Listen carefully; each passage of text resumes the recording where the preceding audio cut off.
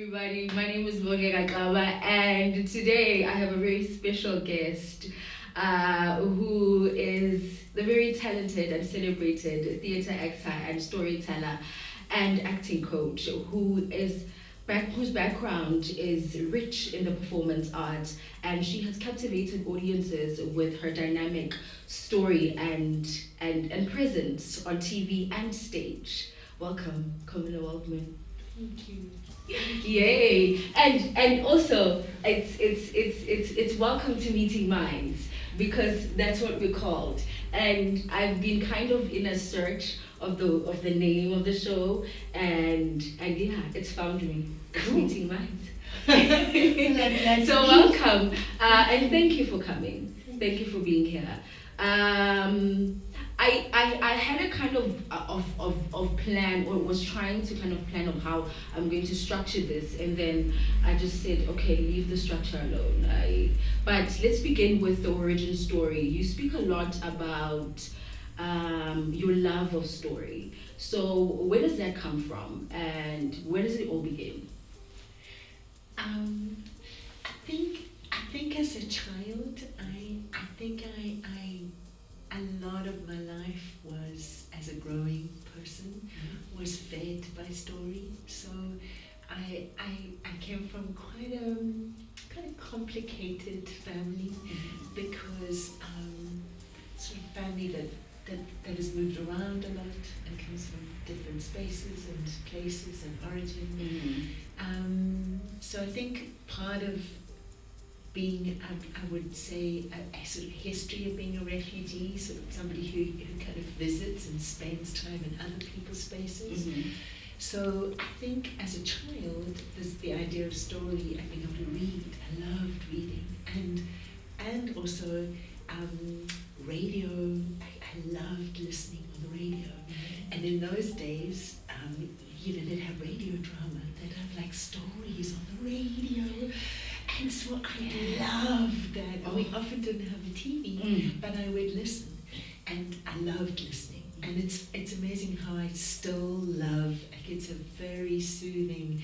I enjoy podcasts. I enjoy people teaching. So I think, I think what only later did I understand that I think the power of story is that people don't just meet story with their minds and their imaginings. They do, of course, that's very rich, but they also meet story with their heart. But story has the ability to move you, you resonate, and then you empathize and you feel with.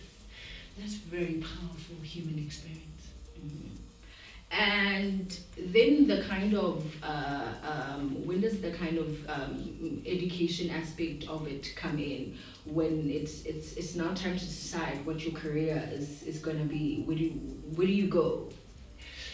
Well, I didn't actually know.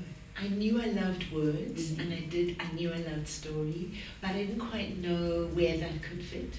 And I didn't have a sort of an academic confidence that I could be a writer or do something like that, or journalism, and then a series of events. I started doing a little bit of drama at school, and not as a formal subject, just as a kind of extracurricular, and loved that, and was kind of acknowledged a little bit in that space, and that was very confirming for me, because I think for the first time I felt like, oh wow, I've kind of got a place here, I'm acknowledged here in some way. So that strengthened me and emboldened me to go to drama school. So I went to drama school at UCT, long time ago. But at UCT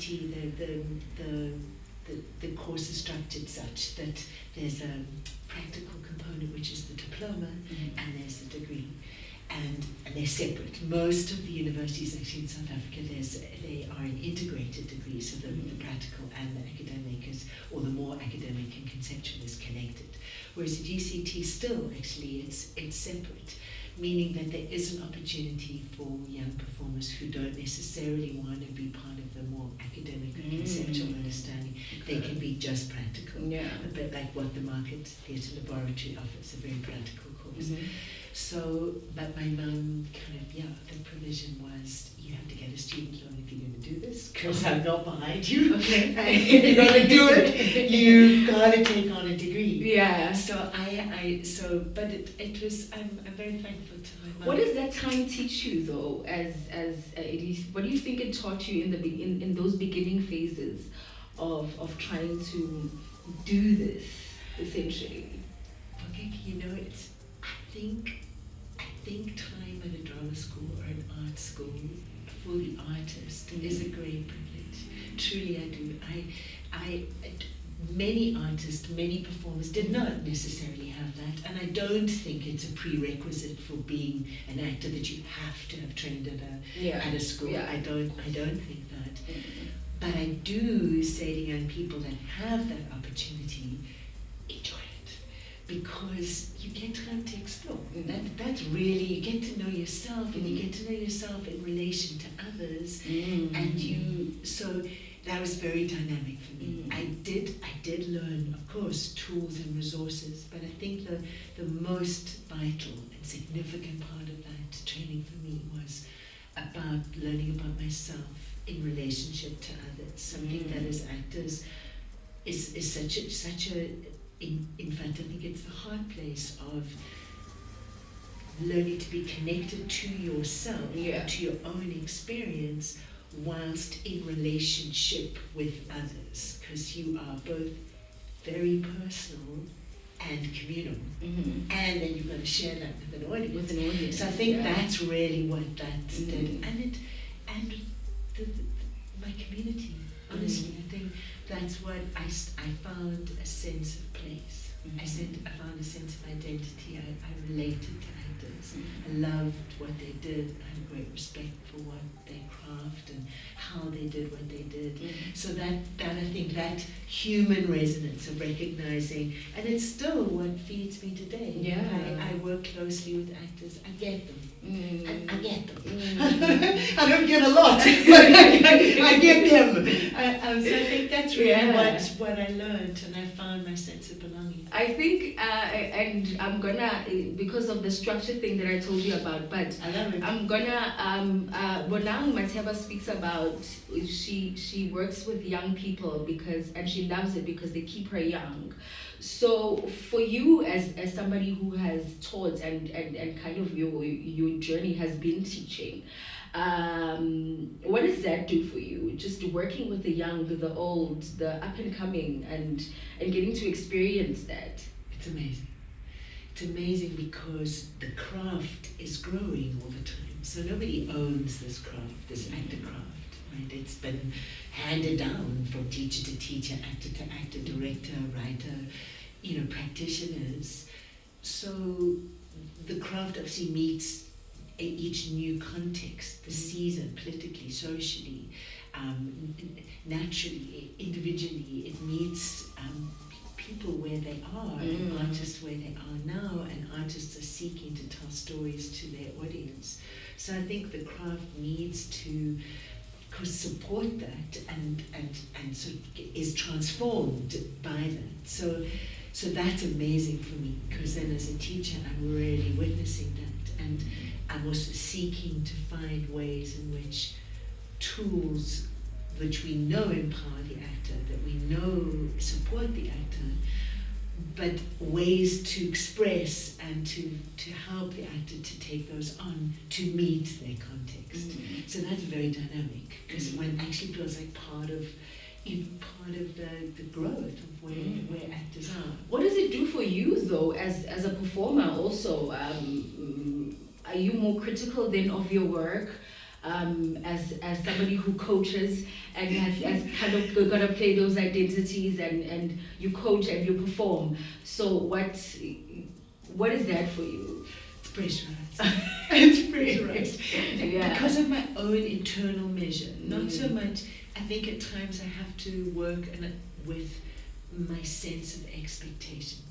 I think people will expect of me. So I think, oh no, now I'm going onto the set and they think I'm a teacher of actors. So now I've got to be like, oh, so, efficient and professional. Yeah.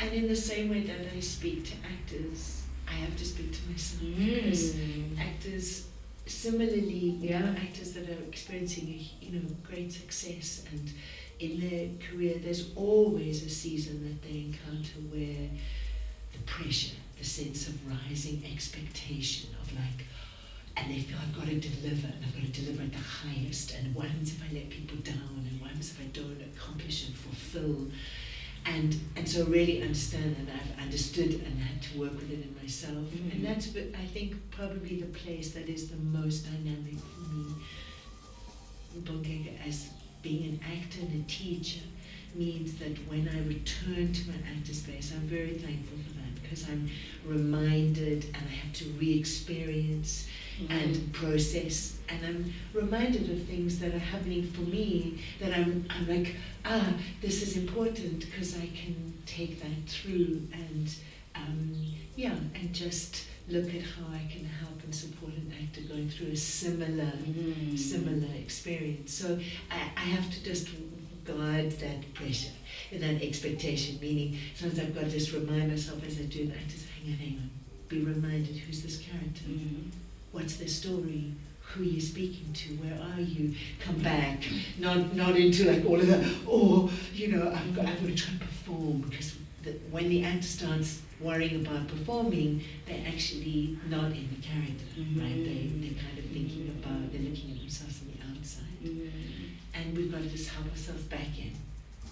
Yeah, so yes. And when have you felt with a character that you kind of have to meet that impossible expectation that you have of yourself? And who's that character, and how did that kind of play out for you? I think all actors know there's characters that come along that you just get. You've got an inner understanding of them. It's almost like you don't need to create them. You of course there is a creative process, but yes, they actually speak deeply to your own truths, and so there's a very close connection. And those characters, I think, are very special. And they come at times. But then there's also going to be characters that you have no connection with at all, that you don't understand why they think and do what they do, and in fact you might be judging on them, you might be struggling. And then of course there's other technical challenges. So the two characters I'm going to very briefly touch on is actually the character I played on Generations. Her name was Ann de Villiers, and I had not really ever done any television work, so the first 10 years of my work was only in the theatre. So the transition, I had only done a small bit of film work before the Generations experience. I didn't have much knowledge of the camera, and my training had been only in the theatre, because in those days, whilst we understood medium, we hadn't really been trained for film or television. So so the character herself was challenging, very, but the form, meaning the medium, the way in which the story was told, so suddenly moving into the daily drama space, which is much noisier and much more prescient than the theatre. By that I mean in the theatre there's a rehearsal process, there's a beginning, a middle, and end. You have time to kind of understand the character's journey. Here now, you're jumping around the character's timeline, you're doing 7, 8, 10, 12, 15 scenes in a day. It feels like a conveyor belt, it's pressured. So that was very challenging for me. And I was just very, very thankful and very blessed to be working with an amazing company of actors on Generations at that time, who were very skilled and very good, several of whom had come from the theatre, so somebody like Menzi, Mobani, or Sputla, Spuredi. Menzi, may his soul rest in peace and power. Actors who had been part of the theatre and had made their own transition.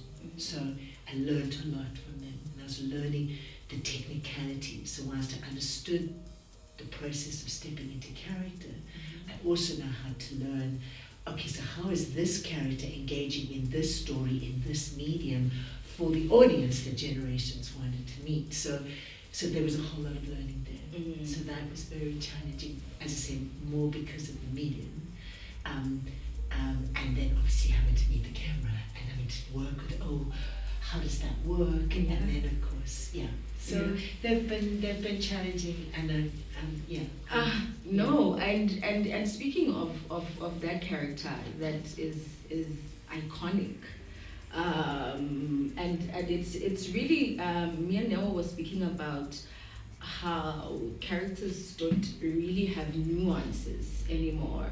And so I'm going to ask you about your actor bag of tricks, I'd like to call it. So what do you come in with in your bag of tricks to kind of make your character stand out, and not in just like costume and crazy, but how do they stand out? Because we made an example of how Zola changed the game with the matches in his mouth, and now everybody started doing the matches in their mouth. So and I was saying that it makes the character kind of last so much longer with people and with the audience, and particularly with this character of Anne, she has stood the test of time. And so what's in your actor bag of tricks that you bring along and that's not written down, Okay, what I think I offer to any and every actor I work alongside, as I say, I want to say first that there isn't a bag of tricks. I love that you describe it like that, and I appreciate that. But I do want actors to know that there isn't any mystery. There's no secrets, right? It's not like, I've got I've got things and I can't share them with others, or they're different from what others have. I think I find it useful to recognize that at the very center of the way in which I teach, there's a beautiful quote, it's not mine, which says, craft maximizes talent. It's a Robert McGee quote, and he wasn't speaking specifically to actor craft, he was talking also to film craft and writing, screenwriting. But that was a very like a revolution for me, that whole time of putting together a lot of understanding around God graces talents. People have what I can only say a magnificent, generous, there are seeds, just like, and if I could say as teachers, we are guardians of those seeds, meaning the seeds are there. Okay, every single actor that enters the space that I work in, I know the talent is in the room. They wouldn't have come, they wouldn't have arrived, and because talent and calling are connected. So that is, if there is any mystery, that's God's mystery, right? And then my work as a teacher, and I'm going to just try to answer what you're asking, is that I do believe there are craft resources that help actors do their work better, right? Like in any craft. So we need those tools to help us, and they awaken things in people, and they inspire people. So really, I'm going to say for today, acting is in the detail. It's in the detail. If you can't see it, you can't believe it. And if you can't believe it, then other people can't believe it. So if you understand, so you've got to work into the detail, find the detail. So that's where the matchstick came. If you're going to play the matchstick from the outside, it's not going to work. What Zola was doing was, because that match meant something, it's connected to something. It's connected to a story. It's connected to a memory. Yeah, and I think it's that. It's when you're able to attach certain things that, and not just also just fly by life, because life gives you little nuggets of things that you can use when you step on the stage. Absolutely. And I always think, I think that's what your bag of tricks is. I think it's life. It's life. It's the observation of life. Absolutely. And part of your training, whether it's at a drama school or whether it's with a coach or in workshops or wherever you can or off the net, the absorbing and observing, and then the craft is about working with your senses, your ability to respond, your responsiveness, right? If you have to create heat, right, i.e. the characters, they're in the middle of, right, a really hot space, and it's dry and it's hot, right? The actor works at, their senses, their ability to reawaken experience that they've observed in their bodies, in life, so that they can find the detail, and the detail then helps them to re-experience, right? So, yes, so I do think acting is in the detail. And what I think is very important, which was important for me with Anne, the character, was that Mr. Chadwick Boseman, may his soul rest in peace and power, he said it. He says, never judge the characters you play. That's the first rule of acting. And I do think, if there are any rules, that's certainly one of them. Because if you play the judgment, you play a very narrow perspective. You get a very limited view. Nobody does anything without a reason. And I think with Anne, I did understand from my work in the theatre that as much as, oh my word, some of the things she was doing, I was like, oh no, this is, like, she's so horrible. I was a bit scared of her. But I also needed to get through the fear and say, now hang on a second, because the fear is also a judgment. Like I'm scared of you for something because you're dangerous, or you're going to hurt me, or I'm threatened by you, or I'm scared of you. But I was like, but hang on a second, why does she do what she does? Why? And I think when the actor starts getting into those layers, they start finding the human connection. And that's very important. And if you can do that, actor to character, you begin to open that up for the audience. Because the audience starts going, I don't like this person. I don't like what they do. But I connect with them. They make me laugh. Or the moments I see them and they're quite kind. No. Do you know what I mean? Like and you're like, how do I put that together? How is somebody kind and awful? But human nature is very complicated and very intricate. And I was gonna ask you about this actually, speaking of Anne, because of and I think it's really the villain story that is somehow makes us, I don't know, relate to the villain and kind of want to protect them in some moments. So what is it about us that also watches as an audience this awful woman who's doing all of these things and makes us also in some breath feel like, let's protect her. She can't die, or nothing horrible can happen to her, but she's horrible, you know. So what is it about us, and also as an actor, how do you then play that kind of emotion of knowing that there's a human side really to her that people can relate to. It's so important because that's a character steps into another human being's shoes, you know, and I we have to see that person as their own individual. Say to an actor always, if it's feeling too general, like a kind of ish person, a sort of stick figure kind of person, like with a kind of a, like, then your warning lights must go off in your actor workroom. It's like, because there are no stick people. There are no kind of general sort of ish people. Everyone has their own story, and nobody does anything without a reason. They've got their reasons. Even they might appear brutal to you. They might appear irrational. They might appear, you know what I mean? Like even the label of calling somebody mad or like not okay, that's a judgment. You've got to get underneath that as an actor and say, what's the condition they might be living with? What are the what are the circumstances that have led to this? And then I think you get to that very human place, which is that we are not so far away from each other, right? And that we can connect. And I think it's powerful when we can look at somebody who we judge, right? Somebody we kind of put into a small, tight box.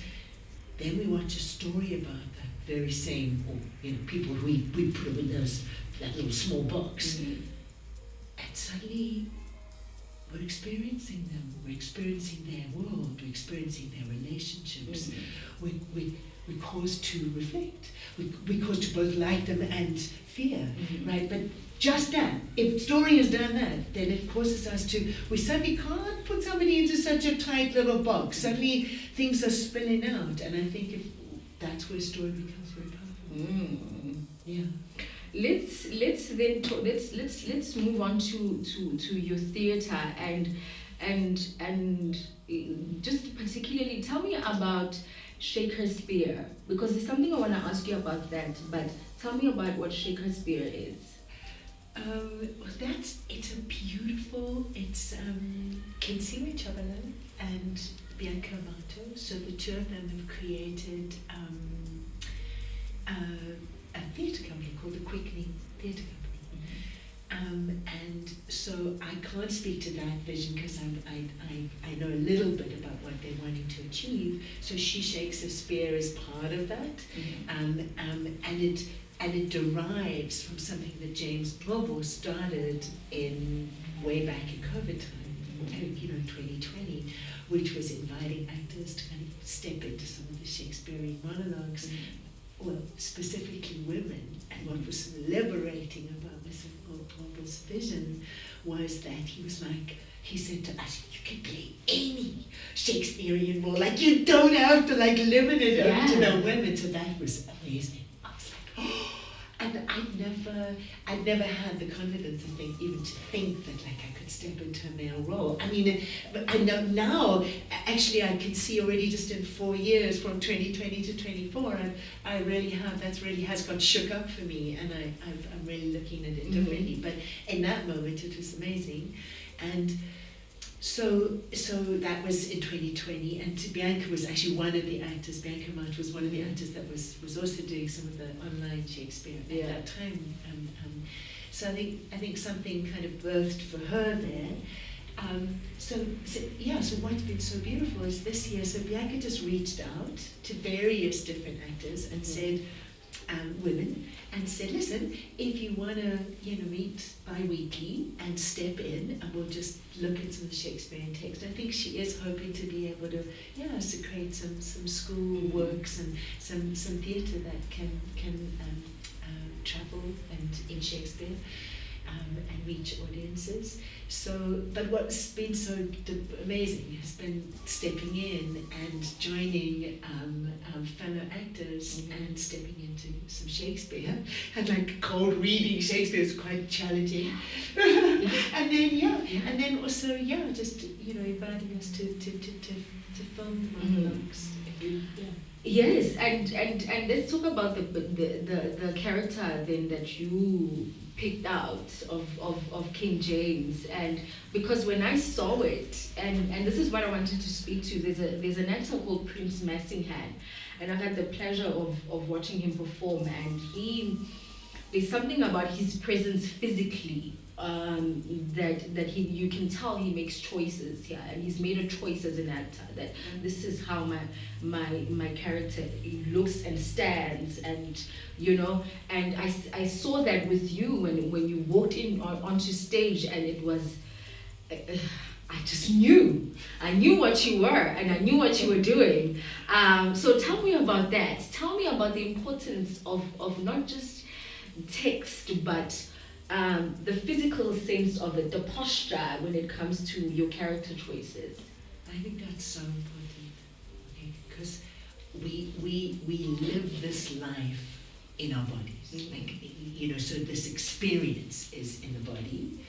So a lot of my teaching really seeks to integrate body, brain, voice, imagination, heart, and your thinking. So, and of course then the spirit will do what it will. So that is in fact I would say it is the central pillar of the work that I do as a teacher. And I think that came from my work in the theatre, and a journey that goes right back to 1990, finishing drama school and being at a point in South Africa where I really wasn't sure it had been state of emergency from 86. I'd got to Cape Town in the beginning of 87, so I started between 87 and 1990. And those were very turbulent times and very difficult times, and very difficult to know as an artist, like where were you going to be and how were you going to find your voice in South Africa. At the same time, aware that there were incredible voices that were speaking out and creating awareness, and very significantly so, were really letting the world know about what was going on in South Africa. But as a young artist, I really didn't know where I fitted and how, and so without going into too much detail there, so whilst I was at drama school, I joined Jazz Art Dance Theatre, who were a dance theatre company.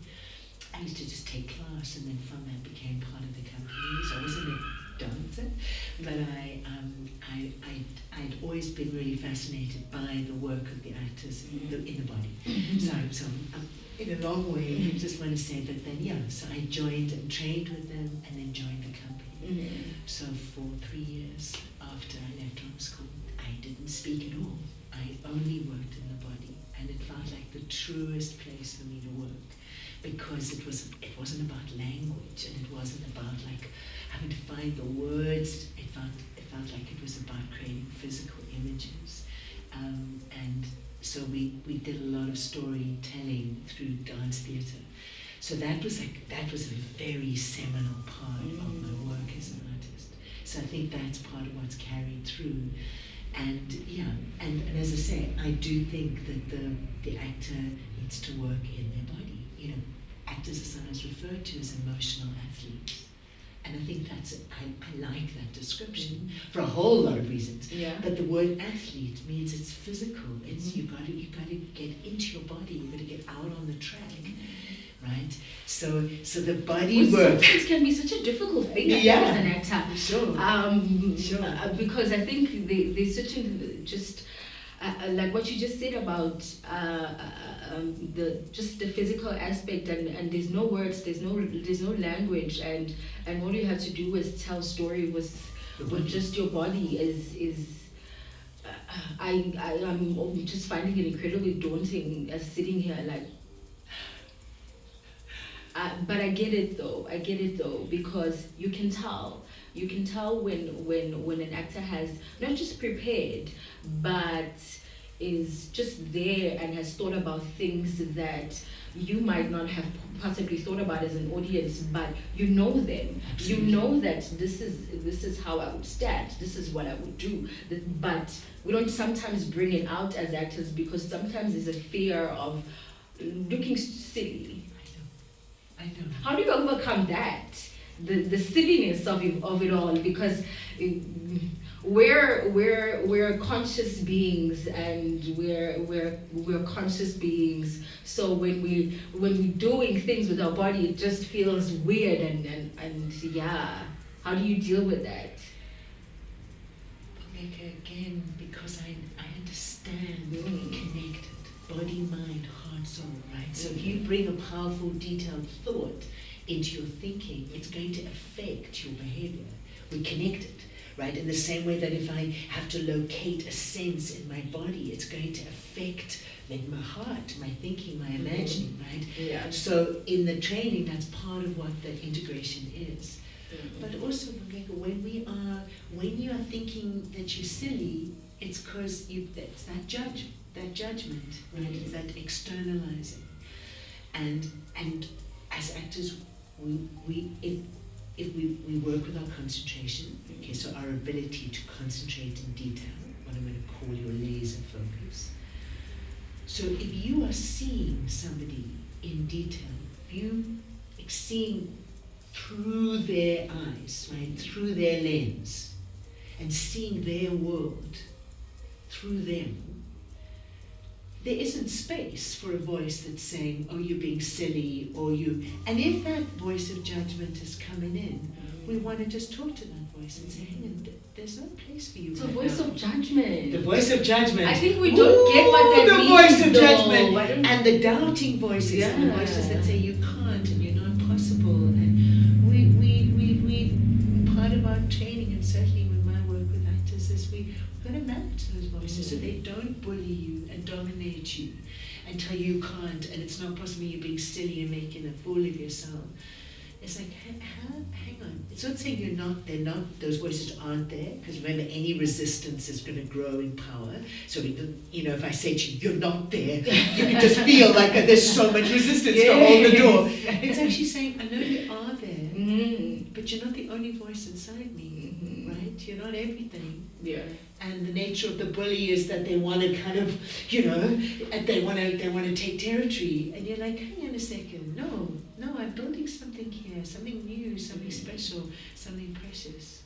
So we begin to work with fear. You know that expression, do it scared? I like it. Yeah. I like it because I'm like, yeah, of course we get scared. Do I get nervous? Yes. Do actors get all the time? That's human. But we want to also regulate that so that doesn't dominate to the point that can overwhelm, can paralyze something. Suddenly those voices telling you you're being silly, you're doing this, you're doing that, right? You say, no, hang on a second. Who's this character? Where they? Let me be right here. Present, what's happening right here, right now, through their eyes. And then you start to live in that experience, and it's amazing. Those voices suddenly, I just was suddenly, right? But there are tools that can help you to do that. I think also it for you. I think it's what I think kind of has given you the ability to take on so many different roles, whether it be something that's serious and drama and something that's comedy.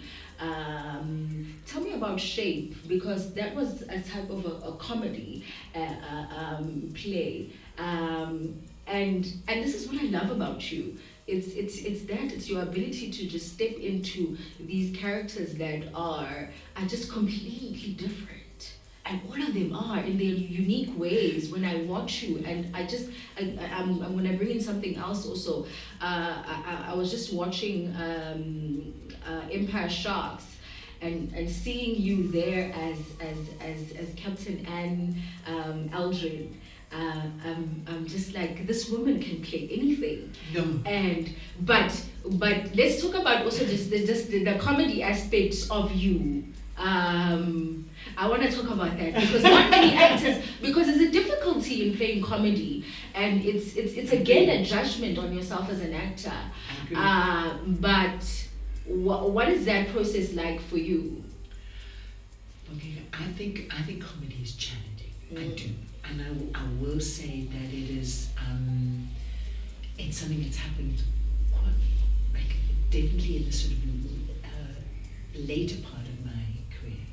I didn't play much comedy. I did at drama school. I loved political comedy, and Dario Fo, sort of political comedy would use fast and quite broad comic style to kind of show, pull out and heighten and extract injustices. Yeah. So I love that because I love the physicality of it, and that's it's the double take. It's the just but quite heightened comedy. So I did enjoy that, but the idea of playing a fine comedy, I was like, oh, no, I'm not sure about this. And I've always seen myself as quite a serious person. I admire people who kind of could see the comic in something. But I was always so earnest, and so I always seemed to kind of go for the I wasn't sort of finding the lighter side of things. Yeah.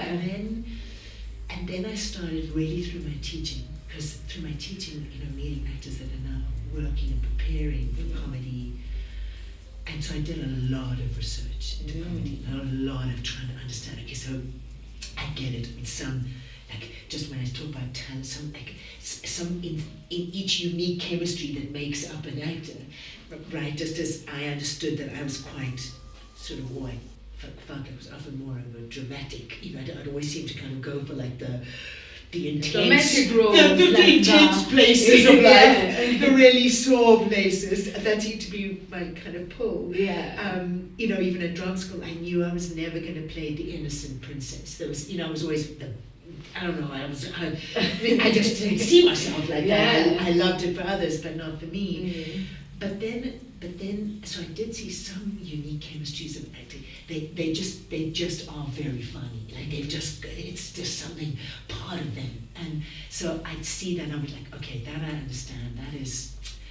But then I'd hear people talking about, but there's technical aspects to comedy and playing comedy. And I was like, okay, that part I need to learn. I need to learn and understand. So I have spent quite a lot of time like trying to research and understand that. And then yeah, with that, ended up starting to play a little bit of comedy. And I think Miseducation, the sort of small supporting role on Miseducation. And yeah, and that was the first time that I've actually played comedy on screen. I was terrified. Because that, I was like, whew, okay, how are we going to, because I watched, and I could see amazing comedy happening on screen in the camera frame, but wasn't quite sure I was going to be able to do that. Because, yeah, you know, okay, thank you for seeing me and encouraging me, but I certainly can't play. And there are certain kinds of roles I would say I can move into, and many that come along my way, or I see that I'm like very clearly I know actors that I think could do that brilliantly, but it's not something I could do. Yeah. But I do think the comedy, particularly comedy in the camera frame, it's got to be true. It's got to be real. Because the person who's being funny, they don't see themselves as funny, right? So you've got to work in the same way we talked about judgment. You've got to work down the layers to find that place that's like, this character sees life in this way. And then you bring that character in relationship to this character in the situation, and you get something very funny in the interplay. Yeah. But if we go out there trying to be funny, we're going to lose it, because we're going to lose the truth, right? Because the character doesn't see funny. Yeah. No, it's trying to be funny. I think we and that's where you can get stuck in, I agree. in how do I be funny? I agree. You know, but let's then talk about as actors. And I was watching Shokimola talk about, and she describes it as passing the ball with actors when you're acting and you're with somebody and you're able to really essentially just pass the ball to each other and give each other that type of energy that and she says it's even just being silent in a scene and not saying anything and letting the other actor do all the work that can make you more powerful, you know, in essence. So I want to ask you specifically, who have you worked with that you felt like you were good at passing the ball to each other? So, firstly, what I've got to say in that, firstly, is a few things. Shoki's a theatre actor. Her training's in the theatre, and I do think the theatre actors really understand this idea of passing the ball, because it's such a big part of our training in the theatre. Yeah. This idea that you make the offer and you're seeking to affect each other, right? I'm seeking to make a proposal to you, and for you to receive that, and we affect one another. What on screen I'm going to call your ability to listen and respond. Not just hearing your cue, oh, that's okay. No, really listening and allowing what you're hearing to affect you. And it's based on that listening that your response comes out of that. So I absolutely agree with her. And I think if there is any magic between what happens between actors, it's that. It's the ability that you bring your work into the room, I bring my work into the room, and then together we listen and respond and partner with one another. And I might find myself actually responding in very different ways to the way that I might have prepared. I know the character, I know what her words are, but now I'm bringing her into, community with you and in relationship, and you now offering, and then things start to happen. Amazing things, life starts to happen. So with Shaki, all the way on that. Don't get it, I can't speak about the actors on that. So that's the big thing, is that I could speak to you about actors I've worked with in an actor space, but truly the confidentiality of the actors that I work with in a teaching space is very important to me. It's part of my manifesto as a teacher. So I never speak about the actors I work with. They sometimes might speak out. So they might say, oh, we work with whoever. That's beautiful, and that's to their discretion. But certainly for me, I don't. And that's important for me because actors need private places. They also need places where they can really feel safe to express, to explore. And some actors don't want to speak to that process. It's something very personal and private to them. And others do. So in that, and I really I hold that space because I'm an actor. First and foremost, I'm an actor. I'm an actor and a teacher of an actor. So it's also why I don't work on the floor. That's the director's time. So sometimes production companies might say, will you come to work on the floor? I think, no, that's not my work. I work in actors' back rooms. The floor is actually for the director. So my work is to help the actor to prepare for that very agile, dynamic place, which is where they bring their work in. And now, so I can't speak to that. But yes, have I worked with incredible actors? Many. As an actor, I'm talking about, actor to actor, and in the same way that Shoki's saying, an actor that comes into the space that is well prepared, that is focused and open, they can transform a scene. They can lift a scene and raise all of us up. Because they come in and they're like, and you're like, oh wow, they bring their electricity, right? And it shifts the whole current in the room. Do you know what I mean? And then I hear actors saying, oh, I better prepare really well because I'm going onto the floor with that actor. And I love that because I'm like, well done to that other actor who's like plugged in. And because of that plug-in, they have the ability to transform something. And they really do. So I don't know if I've answered your question, but Let's talk about the role of music in your process, because you're somebody who enjoys song and dance. So what does music contribute to your process? Okay, it'll depend on the character. I will say that I think music and the ability to create sound and or recreate sounds is a very important part of the actor's toolbox.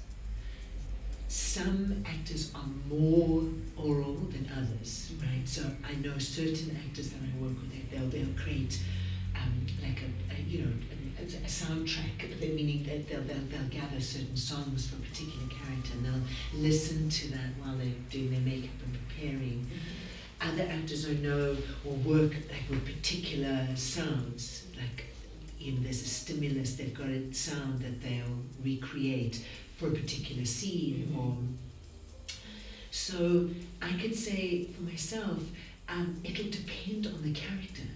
So and that's part of what I love about this idea of the actor toolbox. There's lots of compartments and there's different skills and tools. You'll use a hammer to hammer in a nail, but you'd use a paintbrush to create a sunset. There's different tools. So I think it's also lovely for actors to understand, one character they might be working with the physical triggers, meaning kind of engaging the character physically really helps them. Another time, kind of working more with a sound track or a soundscape for them. So I think there's different things. So I would say I don't always work with sound. That's quite interesting for me. It's like sometimes, sometimes it's very much about visual images, creating like a photo album almost. and other times, there's a sense of sound. So I think it can be different. And as I say, we spoke about know thyself. I think that's also really important. Actors, as artists, they need to know themselves and know what do they respond to, what awakens them, what supports them, helps them. Yeah. I think I'm going to wrap this up here. Where does your drive to be excellent come from? Because I consider you excellent. Thank you. What a beautiful, beautiful thing to say. That's so beautiful because, for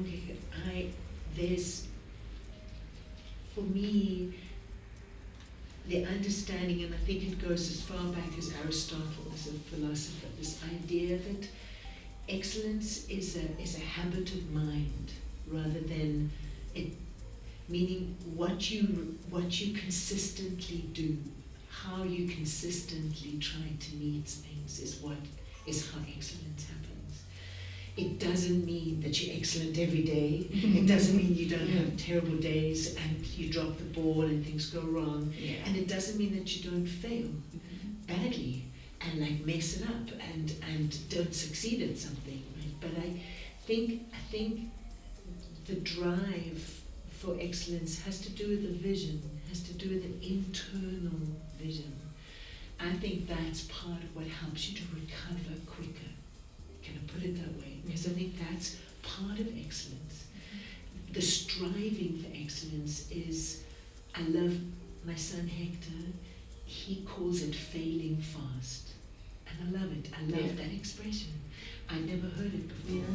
That ability to kind of get back up. He says it's not about you've got to give yourself that time to have that cry. You've got to feel the bruises and you've got to feel like and of course one has many of those. I've had so many and I know I'll have many more. But part of what gets you up again is a vision to say, okay, so that didn't go so good. What happened there? Why did things go wrong? And then being able to acknowledge your feelings, have the cry, and then decide to get back